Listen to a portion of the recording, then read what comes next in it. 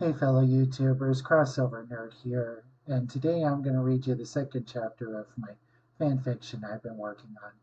If you haven't checked out my first video, I highly recommend it. The basic point of all this is I'm introducing my opinion on what I on an opportunity I thought that was missed before Adventure Time ended, and most of all the opportunity to introduce the characters from Adventure Time and all the various different cartoons from Cartoon Network, Nickelodeon, Disney, DreamWorks, and Netflix into a multiverse of their own, inspired thanks to the brilliant work of the artists and animators at Marvel and at DC. So, to begin, Ooze End Chapter 2 Adventures New Frontier. As Marceline was finishing packing, she got a surprise knock on her door. "Simon, what's up?" she asked, surprised to see Simon 3 times in one day. "Hello, Marceline. May I come in?" Simon asked, and Marceline of course allowed him in, and they sat on the bed together and began talking. "Marceline, we'll miss you terribly while you're away," Simon said. Marceline smiled. Excuse me. Marceline smiled and gave Simon a big hug. "I'll miss you too, and the rest of our family. But Bubblegum knows what she's doing, and we'll be back to bring you and everyone to our new home in no time," Marceline told him. "I know, and I know you are old enough to take care of yourself and are old enough to not need this. But I thought about this for some time, and after the first one was lost, and before we lost her, I reached out to Raggedy Princess, and I thought it might help you cope with being away from Oop," Simon explained as he reached into his coat pocket and pulled out a plush face that Marceline hadn't seen in an exceedingly long time that made her face light up and let out a yell of pure happiness. "Hambo! Oh, Simon, thank you!" Marceline couldn't help but want to hug her reborn monkey friend, and Simon was more than happy to reunite them that he didn't let her hesitate one more minute. "Go ahead, Marceline," he told his precious adopted daughter, and his face lit up when she hugged Hambo so tight Simon thought the stuffing might pop out of his head. Then they both smiled at each other and hugged, and Simon bid her good evening. Meanwhile, after having finished packing with Jake, Finn was making his way to the one person he had and wanted to see before beginning his biggest biggest adventure yet. And at least he made it to the new wing in the castle Bubblegum had created, especially for the surviving people of the Fire Kingdom. And with absolutely no fireproof suit or flame shield spell cast on him, he made his way through the hall without even feeling any sense of burning pain whatsoever. Finally, he made it to the room he was looking for, and after knocking, began waiting patiently. Soon the door opened, and there stood the Flame Princess, surprised to see Finn standing on the other side. "Finn, hello. What brings you here, and why the jumping jay are you not wearing any form of protection from the heat in this wing?" Flame Princess asked, at first happy to receive his visit, but shocked he wasn't protected from the fiery terrain. "Hey, Flame Princess.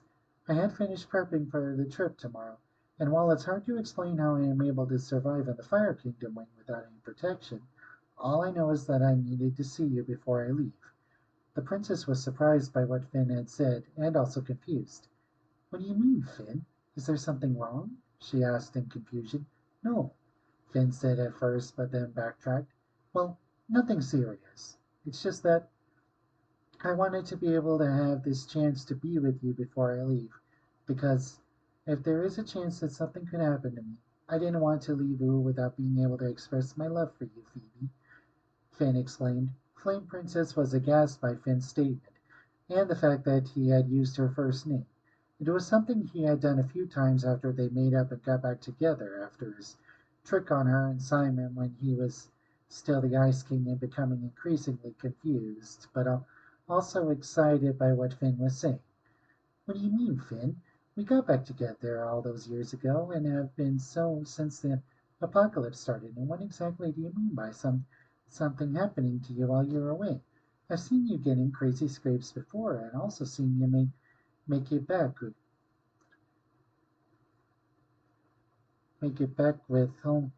only a few battle scars, not discounting when you came back after losing your arm, Flame Princess said in response, and watched Finn look at his mechanical right arm Bubblegum made for him after his actual one was lost when his criminal father Martin escaped the Citadel when he and Jake went there after the Lich killed Prismo. I know. And every day with you since then has been as amazing as when we first started going out together.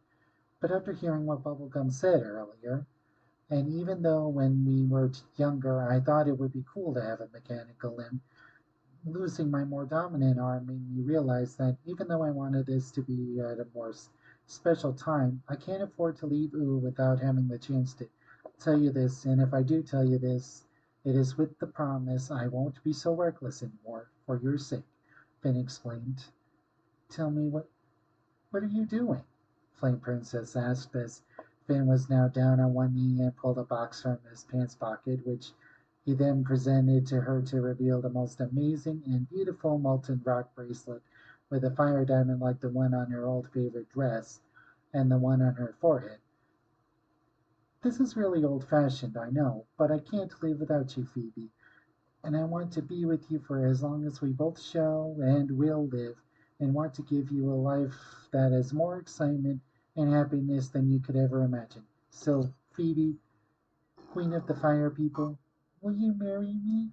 Finn asked, giving the princess the same soulful eyes he would give to make her smile or see the emotion in his gaze.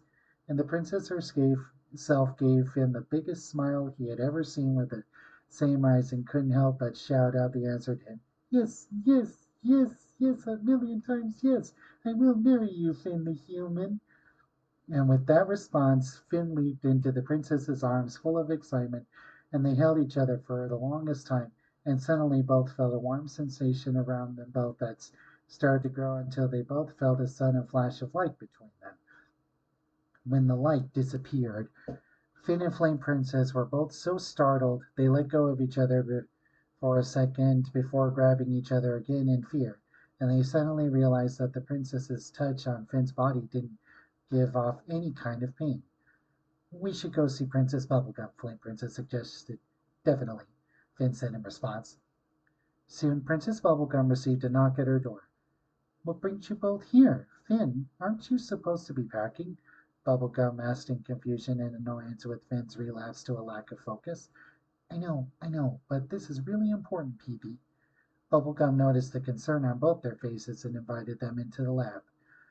After Finn and Flame Princess explained what happened, Bubblegum brought out her equipment to scan Finn and found something that piqued her inquisitive nature. Did you notice any earlier signs that something was different in your body, Finn, before this happened?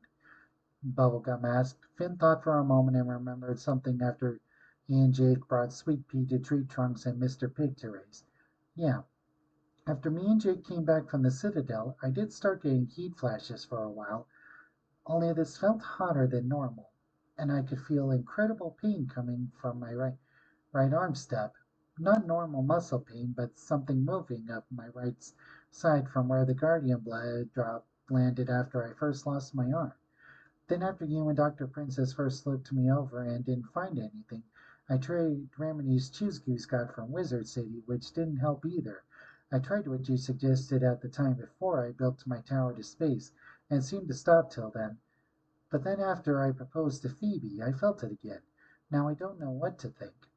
Finn finished. Finn, you should know better than to take stuff they make in Wizard City. And did you just say you two were engaged? Bubblegum asked. Finn and Flame Princess nodded, answering Bubblegum's question. I hardly believe this is the right time to consider such decisions, but still, congratulations, she said in excitement. However, since you brought this to my attention, we need to make sure you are shipshape for the trip and your wedding. Finn stepped over to Bubblegum's machines. I made a few modifications since the last time we checked, since Jake gave me a sample of the stuff that landed on you and transformed Sweet Pea from being the Lich. So we should get a different and hopefully better result than when we dismissed it as father issues. Bubblegum continued, and began scanning Finn after he removed his new mechanical arm. Excuse me a second.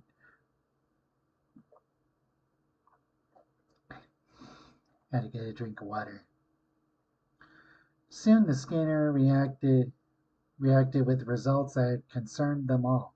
Looking at Finn's scans, they saw that every cell in Finn's body was as bright as the sun and seemed to pass some sort of energy through Finn's nervous system from his arm to the rest of his body. What does it mean, Bonnie? Flame Princess asked as she and Finn held each other with concern. I don't know, Phoebe, but it seems like Finn's body has been mutated on a molecular level.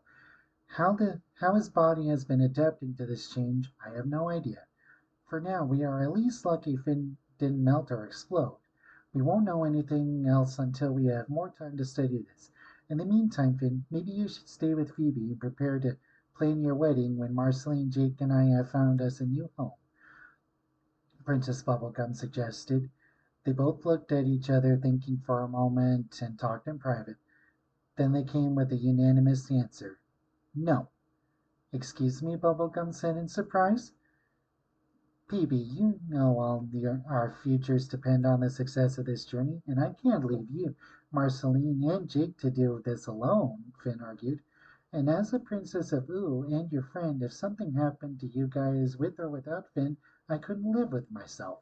And while I finally have the man I love standing with me as my fiance, I can't ask him to stay on the sidelines when he and I both know there's something he could do to help us all. Bubblegum was Flame Princess explained. Bubblegum was quiet for a moment, but her eyes brightened at what they both said. Though her scientific side argued against it, she submitted to their bravery as long as they all agreed Finn and Bubblegum would monitor any new changes in Finn's body on the voyage. Flame Princess and Finn returned to Finn's room to finish packing, and left Bubblegum to finish her packing as well. She packed all the necessities like clothes, science equipment, even emergency weapons for any eventuality. She then went out to take one last look at the Candy Kingdom that had become more modernized before the apocalypse, taking in all that had been accomplished with what materials they had before the recent events. And a part of her knew she didn't want to abandon it or her people. But she knew she needed to do what she but she knew what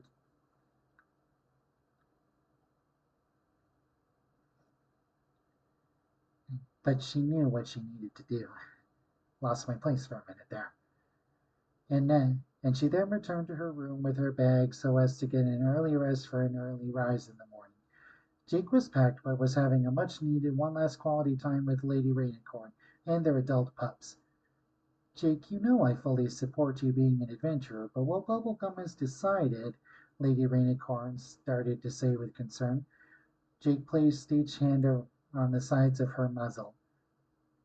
I know, lady, and I promise nothing bad will happen to any of us, and we will come back, and you and I will have a new home together. I swear on my parents. Jake told his beloved girlfriend, and she smiled, and they sealed the deal with a kiss and went back to enjoying dinner with their children. Night fell over the land. Everyone in the Candy Kingdom turned in for the night. The monsters still hammered at the shield, but no one stirred from their sleep thanks to a muting function of the shield. Princess Bubblegum was the only one stirring, and then sat up in her bed and began thinking about having made the decision about taking the journey. For Oooh was the only home she ever knew, and she was not sure she could leave it or what the world outside of Oooh was like. Unable to clear her mind for the first time in a billion years, thinking back to all the sleepless nights she had after being freed from the Lich's possession of her mind, all the uncertainty of the coming morning flooding over her, she lifted her covers, climbed out of bed, and left her room. She began wandering the halls till she came to the grand hall with the portrait of her brother Neddy. She looked at the picture, thinking of him below the castle. She then moved the picture on a corner axis, revealing a secret keypad, which she punched in a code only she knew. Suddenly, after entering the code, gears began to turn and then pulled apart, revealing a hidden elevator. Bubblegum entered the elevator and the door closed. She then looked at the button panel of the number of floors in the castle. She pressed the one marked Lab Workshop 5, and the elevator rumbled, then began to move. She looked at the wall computer map and monitored the elevator's descent from the grand hall in the castle, passing through the part of the castle shield protecting the ground in the kingdom above from toxic roots that had spread beneath the land, all the way below ground level, right her intended floor. The elevator then stopped to an amazing, intricate network of rooms and halls far below the candy castle. The doors then opened and Bubblegum exited to one of the center halls and traveled along it to the core lab in the heart of the entire complex. She then placed her hand on a scanner pad, then brought her eye up to a retinal scanner above the pad. The doors then opened to reveal what Bubblegum could only describe as the ultimate thinking space to tinker and research to her gummy heart's content. She stepped inside and walked over to the center table, which had the perfect lab chair any genius prodigy could appreciate, with armrests that brought up holographic computer displays that had direct connection to her newly installed security system and inside and around the Candy Kingdom, even the ones she had installed outside the Candy Kingdom around Oooh, which she had once deactivated years before but secretly reactivated to satisfy her paranoid behavior that had gotten her in trouble with the Royal Council of Oooh when the apocalypse first began. A part of Bubblegum hated lying to the council and her friends, especially after her paranoia cost her friendship with Tree Trunks and almost started a war with the Fire Kingdom.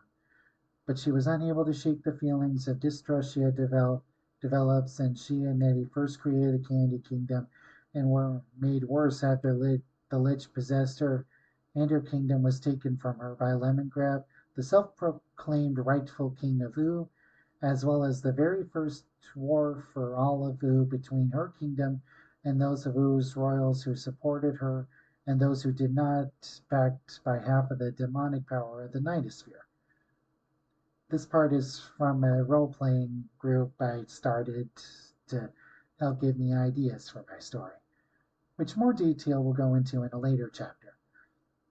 After regaining her composure, Bubblegum sat down in the chair and the system activated and brought up the views of the zombies outside, all the citizens and people of Oooh sleeping, her friends in their rooms sleeping, and her brother Nettie still pacifying the roots of the syrup tree atop the castle. She thought hard about what she might be risking leaving her home and involving her closest friends in such an endeavor, unsure of what they may face ahead, what sort of inhabitants, creatures, and environments they may face, but then remembering as a scientist and researcher, she was intrigued by what new discoveries they may find, doubting anything could compare to her inventions. She then brought herself back to reality and touched a pad on her right armrest and brought up a display of the vessel they will be traveling in. It took many months, but it's finally ready, she said with pride and excitement, marveling at her creation, which wasn't a simple sea vessel. It was but a hover ship that had all the necessities to travel on land or sea if necessary. Bubblegum tried to relax knowing they were prepared, but she still had a sense of unease, which became affirmed by a mocking maniacal laugh over the intercom, which was then followed by a voice that said, "You call that piece of junk a ship worthy to boast about?" The mocking laughter continued, which annoyed the princess so well her left eyebrow began a nervous twitch. Bubblegum found the source of the hack in her system, which appeared on all hollow screens as a shadowy figure in a giant plexiglass cube suspended in the air in an extremely large room that had extended fingers from one hand into the system from the camera in the room, while the other hand appeared to be struggling with something that Bubblegum instantly knew was the lock to the figure's prison. Still annoyed by the figure's laughter, Bubblegum managed to act quickly to sabotage the figure's actions by sending a powerful jolt from the security camera and the lock on the prison cell, which knocked the figure against the wall of the cell and stopped the laughter. Bubblegum then knew what to do next. After locking the lab, she made her way back to the elevator that took her down to another floor even deeper. The elevator doors then flew open, and she walked down a long hallway where, upon at the very end, was a huge metal door. Bubblegum pressed some buttons on a keypad by the door and then entered the room and walked up to the cube with a look of annoyance and disappointment directed towards the prisoner. Now, no need for dirty looks, Princess. You could tell I was close that time, couldn't you? The figure teased the princess. I don't know what you are insinuating, Bubblegum said in annoyance, as if familiar with the figure's game and tired of it. Oh, now, don't be like that, the figure teased her further. You always look forward to me having some new escape plan when you come to visit. Matching wits with me is your most favorite pleasure, after all, Princess. Proving who really is the most brilliant mind in all of Oooh, the figure boasted as if knowing it was the true genius to the room and true genius in the room, and attempting to remind Bubblegum of something she at one point had said about herself that still haunted her to this day. Enough! Bubblegum hollered in pure frustration, as if the figure were also reminding her of times they've talked where she had been outsmarted by this figure, and slammed her fist against the cage. You don't know a thing about me, so don't act like you do, she continued, putting her prisoner in its place. Ah, but you forget, Princess. It is my business to know everything about everyone, even my most stubborn patients. I am a doctor, after all, the figure stated with pride at the fact as it scooted closer to the light in the room, revealing the figure to be Dr. Gross, the human cyborg scientist who was believed to have perished with Tiffany when her land narwhal octopus lab was destroyed, until she made a miraculous return during the War of Oooh, only to be defeated by Bubblegum, Finn, Jake, Marceline, and Bimo, and abandoned by her allies, and was at the moment successfully yet somewhat easily arrested and imprisoned. No more games, Dr. Gross. You know why I'm here, and if you cooperate, I may be willing to shorten your sentence, Bubblegum said. Dr. Gross was shocked for a moment, then smiled at the irony of the situation. Well. The situation up top must be more dire to bring you to me. However, I cannot be so easily bought, Princess. Dr. Gross boasted, preparing to make a counteroffer to Bubblegum. What? Bubblegum said with shock. I'm offering to shorten your time in prison, and all you can say is no? Bubblegum said with disbelief. Need I remind you which of us was abandoned by our allies and is now in prison for various crimes against the land, attempting to experiment on three of our heroes, and who clearly shouldn't expect a rescue from their allies since their chosen second in command was one patient Saint Pim, who is not only an also known criminal of Oooh, but also a known psychopath? Bubblegum argued. Tut! Such anger is not befitting of a princess who clearly is still sore at my second in command, even after she helped you awaken your unique power, now is it? I would be interested in helping if there was more consideration on my part, Dr. Gross said with a smile. Not only must my sentence be shortened, but I must be allowed to accompany you and your associates on your voyage, and be granted full access to the lab of your vessel, be allowed to give a statement and discussions of the matters to come, and all my crimes must hereby be reprieved. Dr. Gross finished with her demands. Excuse me, one of my kitties needs attention.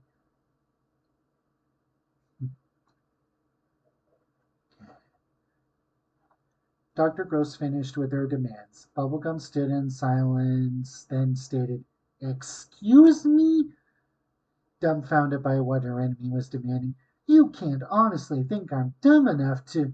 Dr. Gross smirked at her, enjoying the moment, knowing that she had played the right piece on her and Bubblegum's endless game of chess. Oh, I'm terribly sorry, ma'am. I thought I was talking to the princess of the Candy Kingdom, who just promised her peers she would find a new home for them all at any cost. and here I am offering my services only for a little favor or two in exchange. I hardly believe it's too much to ask. Dr. Gross boasted at her brilliance. Bubblegum was left at a crossroads. If she took the deal, it would mean allowing a dangerous evil scientist to have free reign of her vessel and potentially threaten her mission.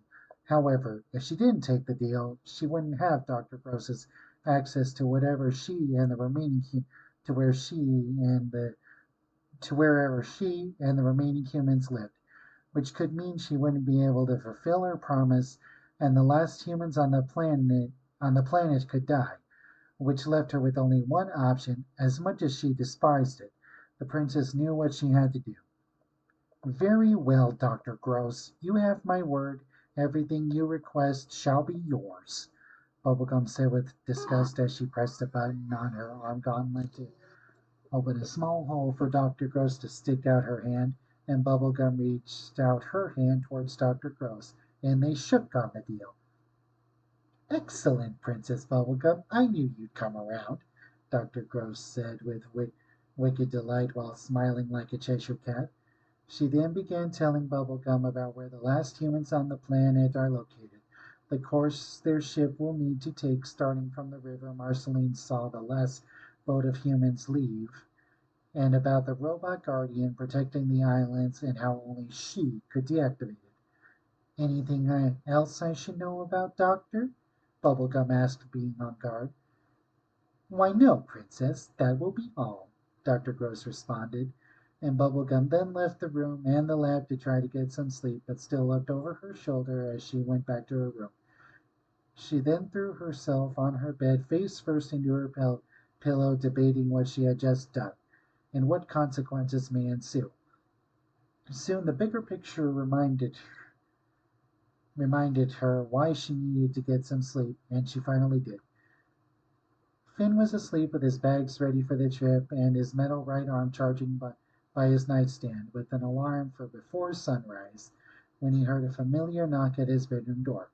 He woke up sitting up, sitting straight up. Sorry, he woke up sitting straight up and ran right to the door as if knowing who it was, and to his surprise when he opened the door, he was right. It was his beautiful fiancée with a sly fox smile on her face. Phoebe, what brings you here so late? Finn asked with excuse me. Finn asked with curiosity and excitement at what the answer might be. I couldn't sleep. I was thinking about tomorrow, Flame Princess explained and then asked her fiancé, May I come in? And Finn answered without a pause of thought, Of course, as he opened the door wider for her to enter. He then closed it behind him and they sat on the bed together for a minute were quiet until Flame Princess broke the silence. I thought I could wait till you came back, but I couldn't. And I couldn't spend a night by myself without seeing you a bit longer before you leave in the morning, or without giving you this, she said as she pulled a box made of lava rocks from her nightgown pocket and offered it to Finn. He took it and was perplexed at what it was and asked, What is it, Flame? Flame Princess gave an excited smile and said, Open it and you'll find out. As she blushed, Finn opened the box to discover a headband like what his idol Billy the hero used to wear before he died. But this one had sorry, I accidentally stepped on my kitty's tail. Sorry, Puka. But this one had an orange-colored gem at the part that wraps around his forehead. Is this for me? Finn asked, knowing the answer, but wanted to ask. Of course, silly. It's my engagement ring for you, Flame Princess responded with a giggle at the surprise on her fiancé's face. I remembered when we got back together, you once told me about how you wanted something like what your idol used to wear. Only this one not only represents my kingdom and our union, but also my eternal love for you, Finn, and it will not only be your headpiece as my prince of the Fire Kingdom, but it is also endowed with all forms of flame magic and will protect you on your adventure and serve as a way of carrying me and our love with you, Flame Princess explained. Finn was so honored and touched by her speech that he threw off his hat to put it on right away.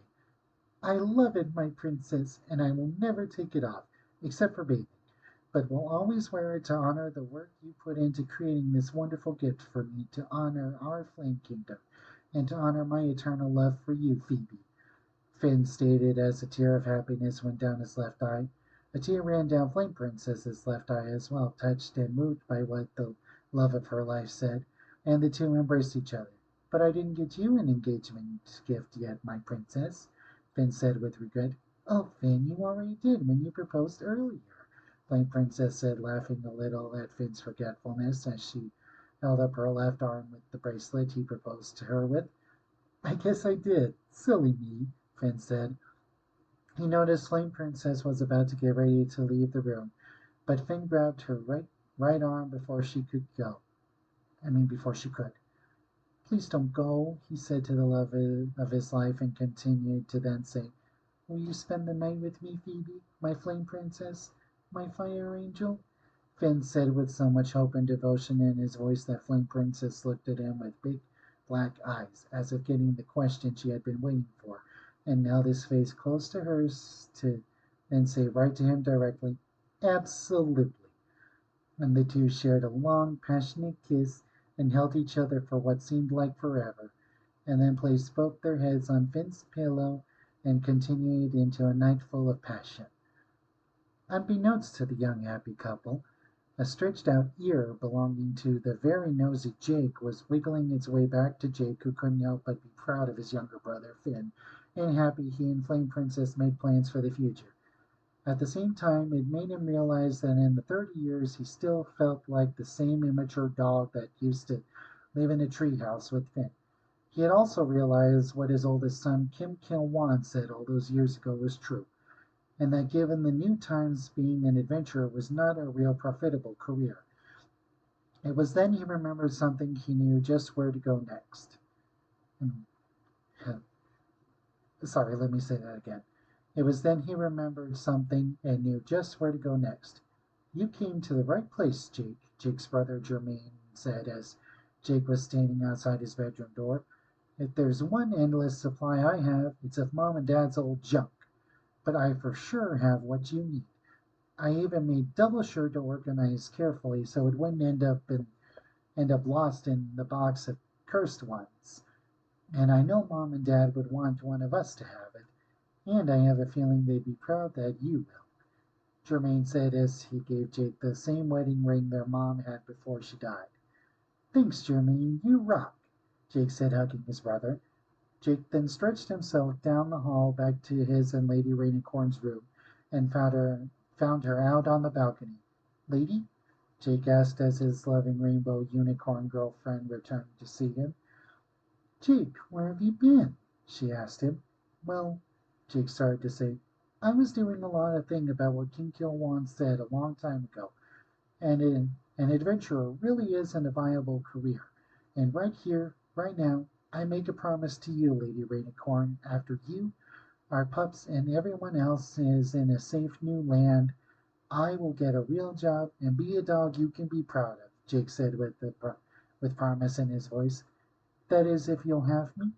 Jake asked as he got down on one knee and held his mother's ring to her, and Lady Rainicorn was so taken by surprise and filled with such emotion that she wrapped herself around Jake and gave him the biggest kiss ever to say yes to Jake's proposal, which lasted the rest of the night. The morning sun peeked through the green clouds that polluted the sky. Finn, Marceline, Jake, and Bubblegum met in the grand hall with Simon, Flame Princess, Lady Rainicorn, and Bimo, who Bubblegum gave some upgrades to with leftover parts from Rattle Balls saved for the claws and Gumball container. Bimo was now taller than she was 35 years ago. Not more mature due to Mo's original programming for her, but she did get some of Rattle Balls' fighting skills. They helped the trio gather their luggage for the journey, and Bubblegum summoned the Banana Guards to bring in Dr. Gross from her cell in Bubblegum's lab.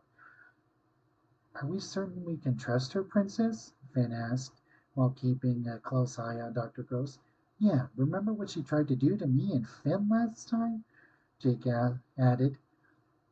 Bubblegum was also careful not to take her eyes off their guest. Um, Let me say that again. Bubblegum was also careful not to take her eyes off their quote unquote guest and responded to Finn and Jake. Yes, I remember, and no, I don't trust her, but given our situation, we have no choice. Just trust I know what I'm doing, okay? Bubblegum responded with frustration, which surprised both the boys. Okay, Princess, we trust you, Finn responded as he and Jake backed up to give Bubblegum a personal space as she began talking with the banana guards and inspecting Dr. Gross's shackles. Jake met back with Lady and the pups. Finn met with Flame Princess, and Marceline met with Simon as they began to gather their bags and started to head towards another elevator Bubblegum had in the staircase until, oh dear, I forgot a map I made of the land of Ah for when you arrived there in my lab, Simon stated just before everyone entered the elevator.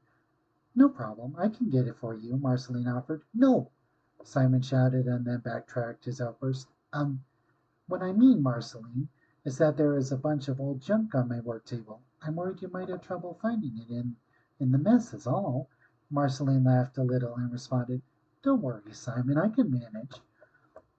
Simon wanted to insist otherwise, but Marceline was already floating up the stairs before Simon could stop her. Drink break.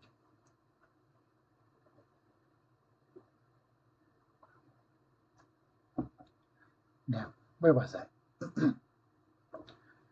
Marceline then went through the door to Simon's lab and then found his private study. She did see he had a real mess on his desk. Marceline moved a few papers, careful not to disorganize them. She soon found the map, but as she was picking it up, Marceline suddenly knocked over a file. Oh, gobslops, Marceline said in frustration as she folded up the map and put it in her jeans pocket. As Marceline started to put the papers back in the file, she saw what looked like a baby picture of herself playing with toys on a blanket with both her parents, but she saw her mom holding a little baby boy that looked exactly like the vampire boy Marshall Lee in the Land of Oz. Marceline then looked at the file name, which read Marceline and Marshall Lee, ages 1 and 0 to ages 1990. What the blob? Marceline shouted so loudly the others, including Simon, could hear it from the grand hall. What's, what's that about? Bubblegum asked Simon. Simon responded with horror and fear on his face. What I hoped wouldn't happen. I think I'm in trouble. Soon Marceline came charging down the stairs so fast there was a trail of fire and smoke behind her. When she stopped, she was looking at Simon with fiery red demon eyes. You want to explain what the Bjork this is? She asked Simon as she held a file in front of his face. Simon sighed. I should have told you this a long time ago, Marceline, but I had no idea how, Simon began. But now that you found this, now more than ever, you deserve to know. It started a lifetime ago. You were still no more than a baby at the time when your mother, who was still part of mine and Betty's research team, made the announcement to me that she was pregnant with a boy, and that she and your father planned to name him Marshall Lee. Everyone in the room gasped at what Simon said. You knew this whole time and you never told me? Marceline said in anger. I had no choice, Simon continued in a sad and hurt voice. After Marshall was born, your mother informed me about her divorce with Hudson Abadir, and that she tried to fight him over custody for both of you, but Hudson took him to the Nightosphere when you were a year old and begged me to find some way to make sure Marshall was being well cared for, so I asked a colleague of mine named Sasha to help, Simon continued. A few years passed before the Lich's attack. You were 7, and from the last photo Sasha sent me, Marshall Lee was 6, but very, very unhappy in the Nightosphere. Sasha eventually sent me a letter that month after the photos were taken. Marshall had run away from Hudson and the Nightosphere. I sent word to your mother and promised her Sasha and I would search for him, and we looked for months till Sasha revealed to me the ice tiara she had discovered when we discovered the ice crown and used it to search for him on her own. While I waited back with your mother in case he would try coming there, only to learn your parents agreed to never tell either of you about each other and made me swear to keep it until you were both old enough for fear any enemies of your father's might attempt something. I didn't agree, but I promised her. Sasha eventually sent me a letter saying she found Marshall in the next land over and that he refused to come back to the Niosphere or home period.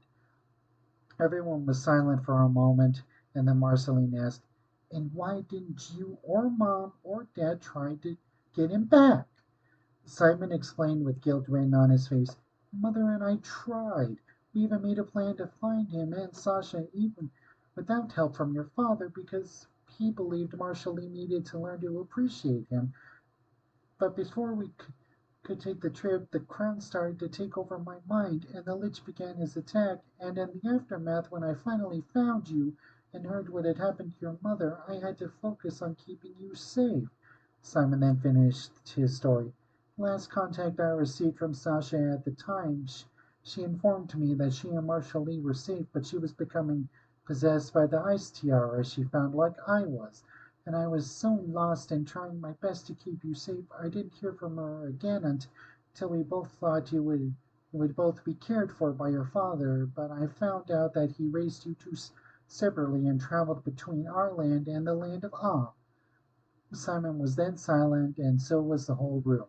But the tension between Marceline and Simon could easily be felt. Marceline soon said, "So you tried to keep this hidden from me for all these years and didn't think it might help me now to know I have a brother who needed me all this time?" She spoke with such anger in her voice that Finn and Jake held her back so she wouldn't hurt Simon. "I didn't want to, but I had no choice. I'm sorry, Marceline," Simon explained. "You're sorry? Well, sorry doesn't cover it anymore. I really thought you were different, but it turns out you're just as bad as my real dad. I hate you," Marceline said finally, and turned her back towards Simon after Finn and Jake were sure she wouldn't do anything to Simon. "Marcy, you can't hate Simon for an honest mistake. That's what parents do." Finn tried to help, but Simon rested his hand on Finn's shoulder. "It's all right, Finn. What I did was wrong and unforgivable. I won't ask Marceline to forgive me because I don't deserve it.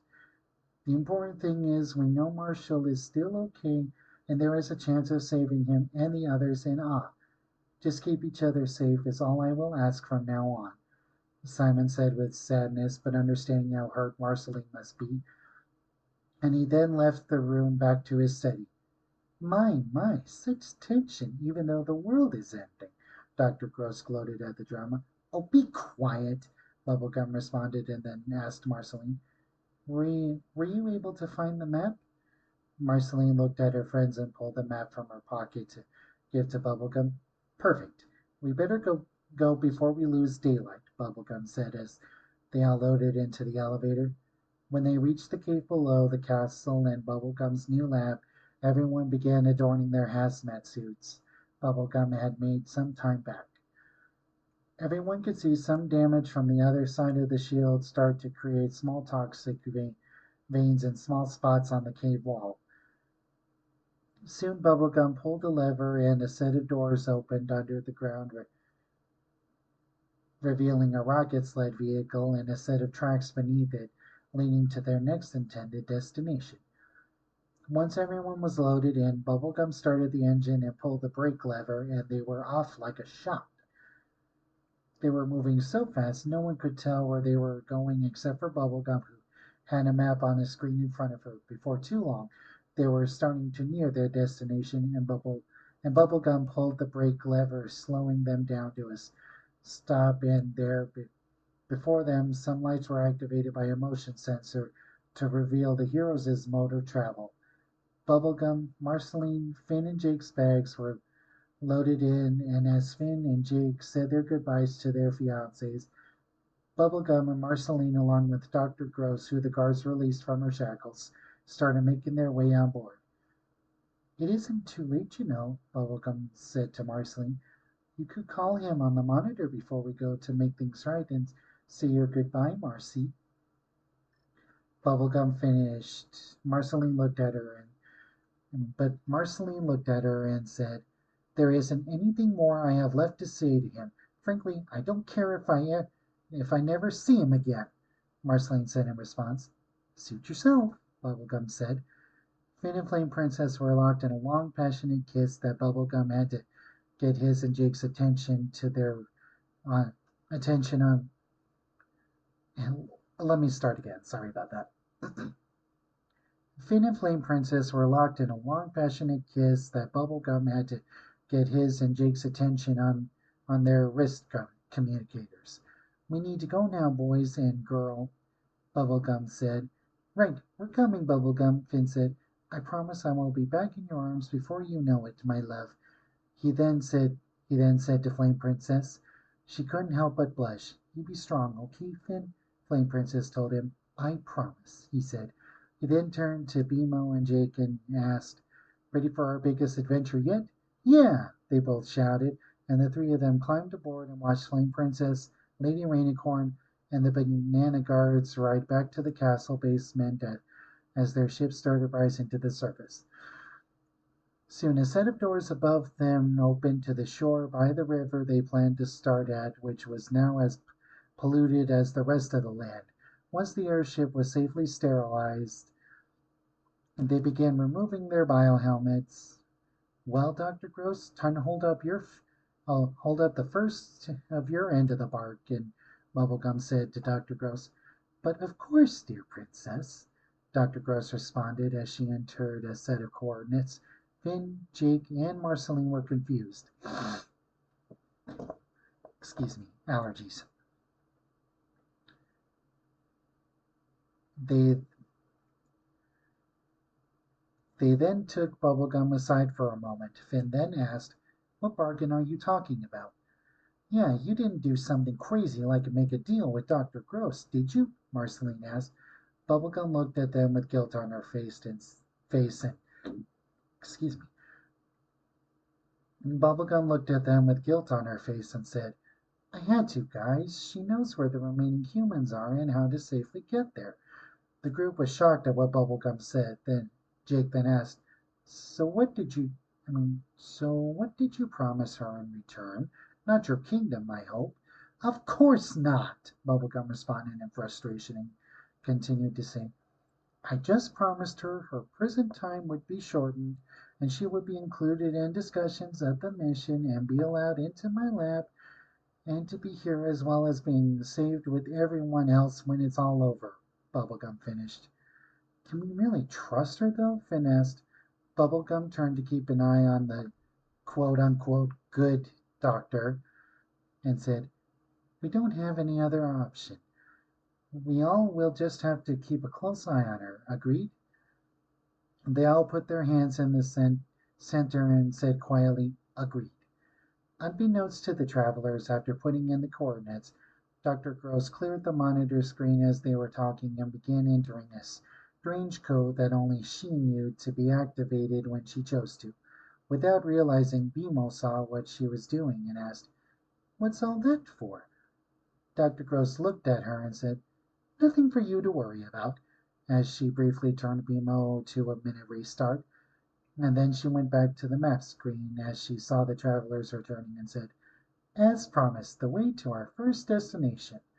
Then, without remembering the last minute, Bimo turned back on and said, "Good morning." Everyone looked at her in confusion. Finn then asked, "Something wrong, Bimo?" Bimo was confused for a second, but then said, "Nope."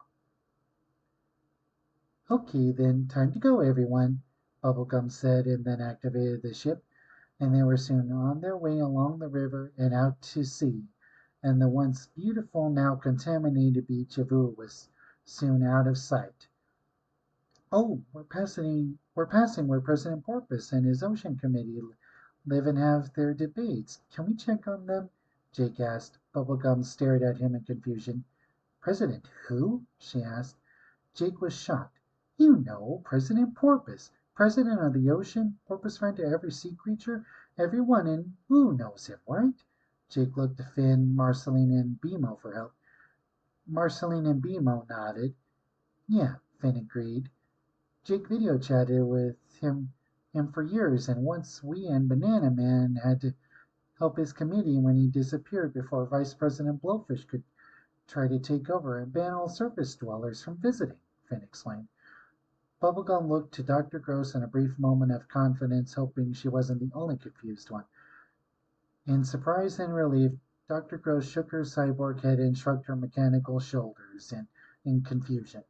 So let me get this straight. Some semi-intelligent dolphin claims to be the president of the land of Oooh? Then was he when the apocalypse started? Why didn't he and his committee offer aid and support to us on his land? Answer me that. Bubblegum asked in annoyance at the idea of some being phonier than the wax maniac known as the rightful king of Oooh was laying a fake claim to the land. No, no, no, PB. Jake tried to calm her down. President Porpoise isn't president of Oooh, Jake explained. Just president of the ocean, that's all, Jake continued. Oh, well, that's different, Bubblegum said in embarrassment. And I lost contact with him when the toxic waste exploded from the ground and the panic started, Jake explained. Oh, sorry, Jake, but we have a bigger mission at hand, and we can't make a detour, Bubblegum explained. Fine, Jake said in an understanding but annoyed tone of voice. Bubblegum then activated the ship's GPS and their course was then set. Finn, Jake, Marceline, and Bimo each found their rooms and unpacked their bags. Suddenly everyone heard thumping sounds that sounded like they were coming from around and on top of the ship. What was that? Bimo asked. Everyone was silent for a moment to see if they could hear it again. A minute passed and Bubblegum said, It's probably nothing. Just then they could all hear 4 loud bangs all around the ship and what sounded like the metal around them creaking. What is going on here? Bubblegum shouted in frustration. Display visual of outer cameras on screen. Bubblegum spoke to the ship's computer system. That's when they all saw it. 8 huge tentacles wrapped around the hull of the ship and attempting to crush it. They all gasped at the size of the tentacles. Then Bubblegum ran to the main computer and spoke, Activate our security measures and defend the ship. The system responded and activated a barrage of laser rifles which fired at the tentacles only to be countered when the tentacles suddenly inflated and launched a barrage of sharp spikes in every direction. Most of the fired spikes hit the intended target, while a few of them didn't hit anything and disappeared into the polluted sea. With the laser rifles destroyed, the tentacles went back to squeezing the ship harder. No life form, organic or non-organic, destroys what I build, Bubblegum said in anger and retaliated against the attacker by activating a countermeasure that sent a wave of electricity across the outside hull and shocked the tentacles enough to make it finally release the ship. A force field was then activated to protect the ship in case the tentacles tried again, but to everyone's surprise, the tentacles began sinking back below the surface.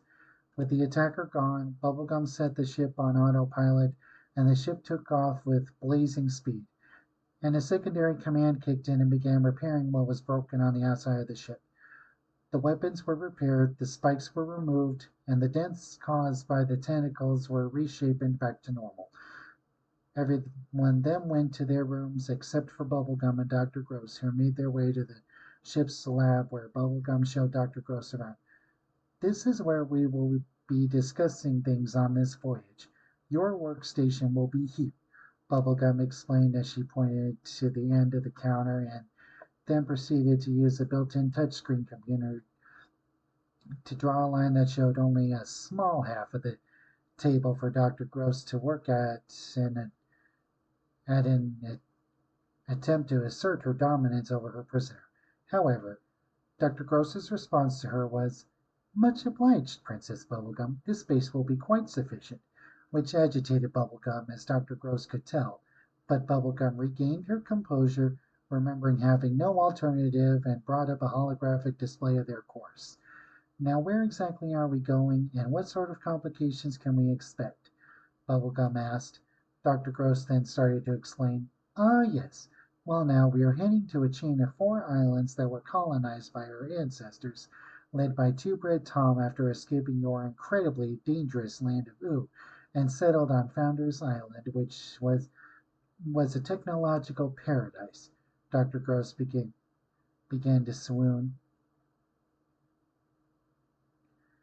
Bubblegum became agitated by the doctor's insult to Oooh and her boast about the islands being more technologically advanced than the Candy Kingdom, and was prepared to prove Dr. Gross wrong when they landed. Dr. Gross continued explaining. After colonizing Founders Island, the community began expanding to the rest of the archipelago and colonizing each island, Dr. Gross continued, such as Better Reality Island with the goal of living in a better reality via virtual one, then back to Nature Island, which was started by a farming community that surprisingly managed to tame the dangerously oversized wildlife on the island, Dr. Gross explained. Lastly, the island where I became the most respected scientist, Hub Island, Dr. Gross boasted. However, as the years passed and despite the perfect community myself and my co-leader on the island's most famous helper Minerva Mertens created, many islanders became disillusioned with an idea of what the world outside the community of the archipelago might look like. Those foolish islanders became known as hiders, which were often detained by my seekers. And if the large blonde female you dubbed Susan really is a former member of the community, then it is most assuredly likely she is at Hub Island, Dr. Gross finished. Bubblegum took notes of what Dr. Gross was saying and then asked, And the island's guardian? Dr. Gross then explained, Ah, yes, the guardian. A brilliant marvel of machinery created by our founder, Two Bread Top, is located 20 kilometers from the islands and is programmed to keep humans on the islands and protect them and keeps them any intruders out. Fortunately, I designed a loophole, a remote which can activate a secondary programming I created in the Guardian system, which will allow us to pass. Dr. Gross finished saying, and then created a holographic image of the robotic guardian, which, compared to the islands, was completely gargantuan. Bubblegum was impressed by the design of the guardian. It not only reached higher than her own gumball guardians and had a more, albeit bulky, yet imposing appearance, she could see its left eye seemed to be damaged, but was impeccable looking either way. I apologize. I'm suddenly realizing I made that chapter a bit too long, so I'll leave. This is where I'll pause for the time being until I make the next video. Until then, hope you like what I have so far. Give me a comment, and I'd love to hear any suggestions you might have to add to the story. Bye now.